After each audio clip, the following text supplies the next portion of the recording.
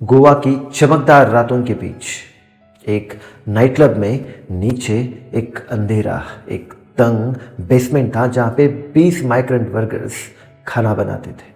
कोई यूपी से आया था, बिहार से आया था, झारखंड से आया था, नेपाल से आया था, बस इस उम्मीद में कि कुछ चंद पैसे कमा ले और अपने गांव में जो फैमिली बसी है ना, वहाँ पे भेज दे। उस रात धीरे धीरे किचन के कोने में आग भड़की और वहाँ पे किसी को पता न चला, क्योंकि बेसमेंट में ना कोई अलार्म था, ना कोई इमरजेंसी एग्जिट डोर था, ना कोई कुछ भी सेफ्टी नहीं थी। धुआं हर जगह बढ़ने लगा। वर्कर्स बहुत चिल्लाए, किसी ने दरवाज़ा नहीं खोला क्योंकि आवाज़ बस उस बेसमेंट में ही रह गई। सारे मजदूर है, उन्होंने एक दूसरे के हाथ पकड़े इसी उम्मीद में कि हाँ, एक साथ आए थे और अब एक साथ ही ऊपर जाएंगे। उनकी आखिरी सांसों में उनकी माँ, उनकी पत्नी, उनके बच्चे अपने गाँव की यादें सता रही थी। और फिर ये सारा शोर, वो सारा आवाज अचानक से शांत हो गया। गोवा की रात है ना, ऊपर तो बहुत चमक रही थी, लेकिन नीचे 20 जिंदगियां एक पल में हमेशा के लिए बुझ गई। दोस्तों, एक जवाब दे दो, ये जो इंडिया की ग्रोथ स्टोरी के पीछे के असली हीरो कौन है? वो है इंडियाज माइग्रेंट वर्कर्स, जो 35% अर्बन एरिया ऑक्यूपाई करते हैं और इतने अमाउंट में अवेलेबल होने के बावजूद वो इनविजिबल कैसे रह जाते हैं। आज यही हम देखेंगे कि गोवा से नाइट क्लब के फायर से लेके हिमालय तक इन सारे माइग्रेंट्स की कहानी। ये वीडियो चालू होने से पहले एक लाइन यहाँ पे बहुत फिट बैठती है। घर से निकले ही थे क्या, घर से ही आ रहे हैं और घर में ही जा रहे हैं। अब ये जो लाइन है वो भीड़, जो 2023 में एक मूवी थी, वो रिलीज हुई थी, वो मजदूर के ऊपर थी, उसमें था। और इस डायलॉग का मतलब है कि इतना ज़्यादा माइग्रेंट फोर्स जो अर्बन एरियाज में अपना घर छोड़ के आता है, वो ना अर्बन का रह जाता है, ना अपने घर का बन के रह जाता है। 35% जो अर्बन इंडिया है ना, वो इनके कंधों पे चलता है। भारत का विकास की जो मूल है वो यही है। और ये तब हम सबको याद आते हैं जब इनके साथ कोई दर्दनाक किस्सा होता है। चलिए अब बात करते हैं कि एक भयानक, एक दर्दनाक किस्से जो इन माइग्रेंट वर्कर्स के साथ हुए। गुजरात के इंडस्ट्रियल एरियाज में कई माइग्रेंट वर्कर्स छोटे छोटे फैक्ट्रीज में काम करते थे। इन फैक्ट्रीज में सेफ इक्विपमेंट कोई नहीं था, फायर एग्जिट नहीं था, ट्रेनिंग तो दूर की बात है। एक घटना हुई जिसमें रात की शिफ्ट चल रही थी, मशीन से चिंगारी निकली, केमिकल्स ने आग पकड़ ली और वर्कर्स बाहर नहीं निकल पाए क्योंकि एक ही दरवाज़ा था, वो भी अंदर से लॉक था। जिंदगी इनकी मशीनों पर चलती थी, वो आग में खाक हो गई। फिर आता है झारखंड माइन एक्सीडेंट्स। अंधेरे में रोजी, अंधेरे में ही मौत। झारखंड की खदानों में माइग्रेंट्स बेहद खराब हालत में काम करते थे। एक ऐसे ही खदान में मिट्टी अचानक धंस गई। अंदर मौजूद मजदूरों को बाहर निकालने का कोई प्रॉपर सिस्टम नहीं था। घंटों तक उनके परिवार गेट के बाहर रोते रहे।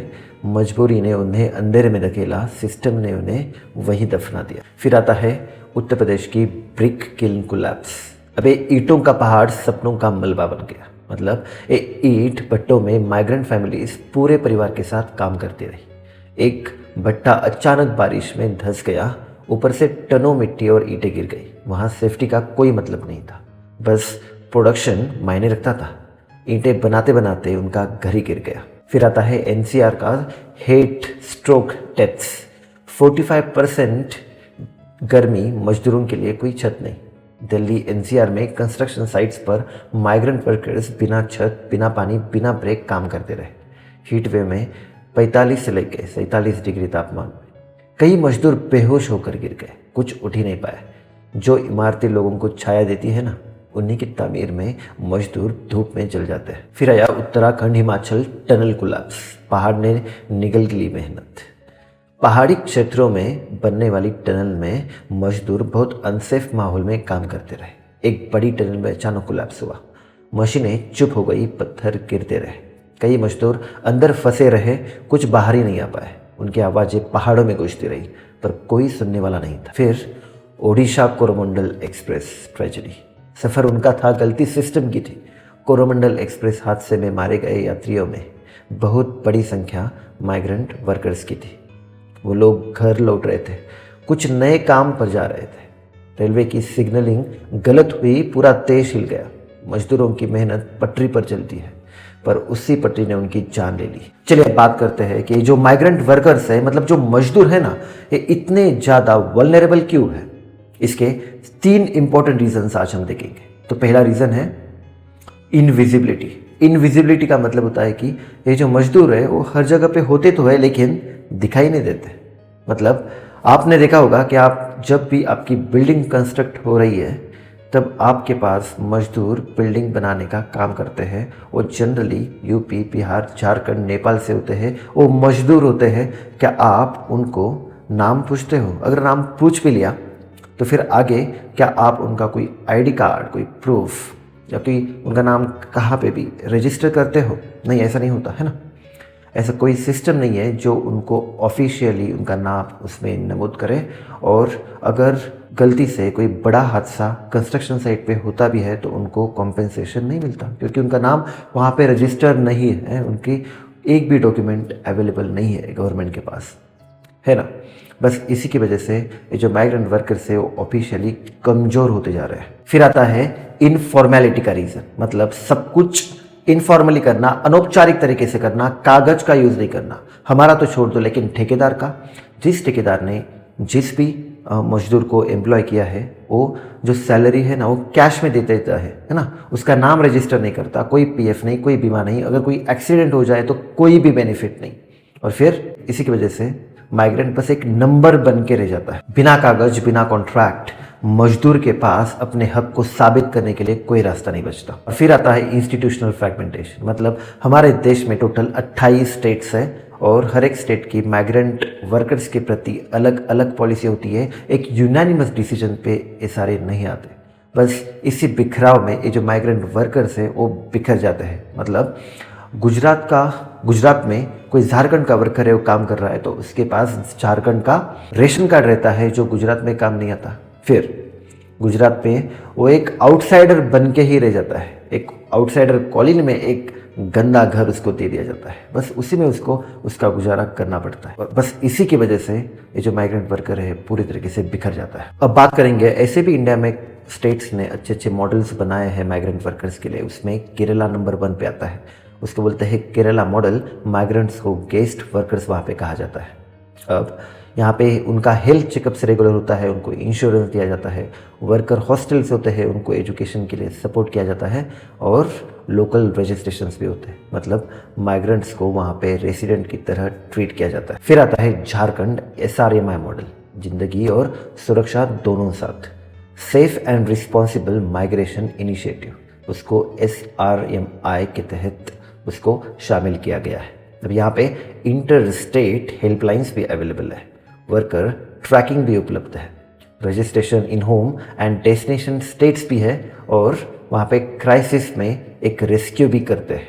और स्ट्रैंडेड वर्कर्स जो होते हैं उनको फिनेंशियल हेल्प भी की जाती है। कई मजदूरों को लॉकडाउन में घर पहुँचाने का पूरा सिस्टम झारखंड ने शुरू किया था। फिर आता है वेस्ट बंगाल मॉडल। हर डिस्ट्रिक्ट में माइग्रेंट वेलफेयर बोर्ड उन्होंने स्थापित किया। अब वेस्ट बंगाल यूनिफाइड डेटाबेस बन भी रहा है जिसमें वर्कर्स का रजिस्ट्रेशन होगा, वेलफेयर स्कीम्स होगी, एक्सीडेंट रिपोर्टिंग की जाएगी और बेनिफिट्स पोर्टेबिलिटी भी होगी। डिस्ट्रिक्ट लेवल से लेके स्टेट लेवल तक एक पूरा एक कंबाइंड सिस्टम है। अब बात करेंगे कि इंडिया को क्या चाहिए। सबसे पहले national state compact on migration चाहिए। मतलब सभी स्टेट्स को मिलकर एक नेशनल समझौता बनाना चाहिए। हम माइग्रेंट्स को सुरक्षा देंगे चाहे वो किसी भी स्टेट से हो। फिर माइग्रेशन सेंटर्स हर बड़े शहर में होने चाहिए जहाँ पे उनका रजिस्ट्रेशन किया जाए, उनको लीगल हेल्प दी जाए, उनका जॉब कॉन्ट्रैक्ट वेरीफाई हो जाए और उनको हेल्थ सपोर्ट दिया जाए। फिर सभी मजदूरों को एक ऑफिशियल वर्क कॉन्ट्रैक्ट दिया जाए जो salary, working hour, safety, insurance, accommodation ये सारा उसमें साफ साफ लिखा हो। और उनके जो एक्सीडेंट्स हैं वो सारे रिपोर्ट करने के लिए एक रिपोर्टिंग सिस्टम बनाया जाए। अगर कोई भी एक्सीडेंट कहीं पे हो जाता है तो उनको इमीडिएट हेल्प, कॉम्पेंसेशन, इन्वेस्टिगेशन होना चाहिए। एक नेशनल डिजिटल सिस्टम से ये पूरा ट्रैक होना चाहिए। फिर उनको पोर्टेबल वेलफेयर बेनिफिट्स देने चाहिए।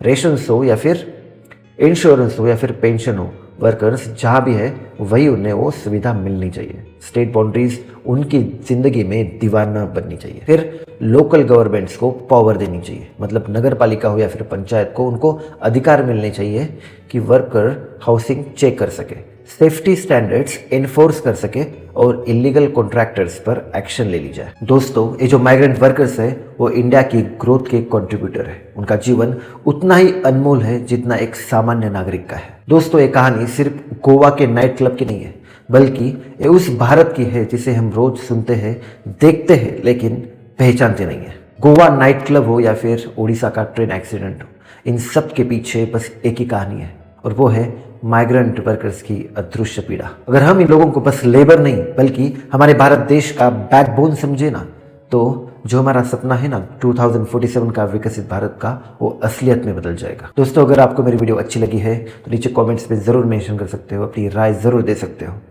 इस वीडियो को ज़रूर लाइक करो, शेयर करो और मेरा चैनल ज़रूर सब्सक्राइब करो। See you in the next video.